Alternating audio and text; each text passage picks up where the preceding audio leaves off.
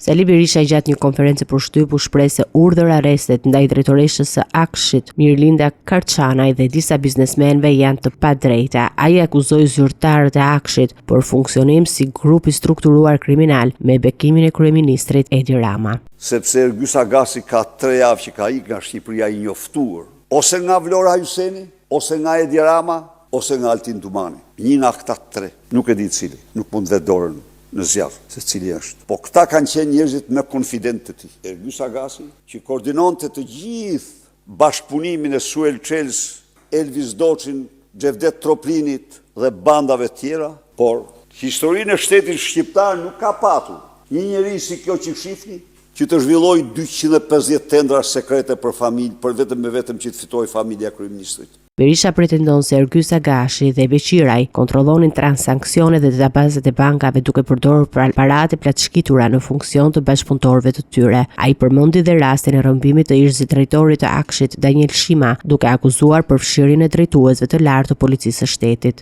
Kemi të bëjmë me një kry hajdut si Edi Rama, të rrethuar nga një band hajdutësh, Lubi Balluku, Mirlinda Karçanaj, Ergjys Agasi e të tjerë. Berisha zbuloi dhe skemën se si funksionon Agasi e Beqiraj. Ergjys Agasi me Ermal Beqirin kontrollonin me aparaturat e tyre të gjithë transaksionet e shqiptarëve. Cili do shqiptar parat që plaçkistin në Aksh, Ergjys Agasi, Ermal Beqiri, Armand Frangu përdorin si lavatriçe çopja. Daniel Shima, ish zëvendësdrejtori i Akshit, tha se pati të njëjtin fat ku në rrëmbimin e tij u përfshi jo vetëm bandat, por edhe drejtori i përgjithshëm i policisë së shtetit. Kënd dëgjuat një fjalë të vetme të thuhet për Daniel Shiman, njeriu që rrëmbye, njeriu që masakrua dhe fill pasaj drejtori i përgjithshëm policisë Proda, sjell Sueli në Tiranë tek dentisti që donte Sueli.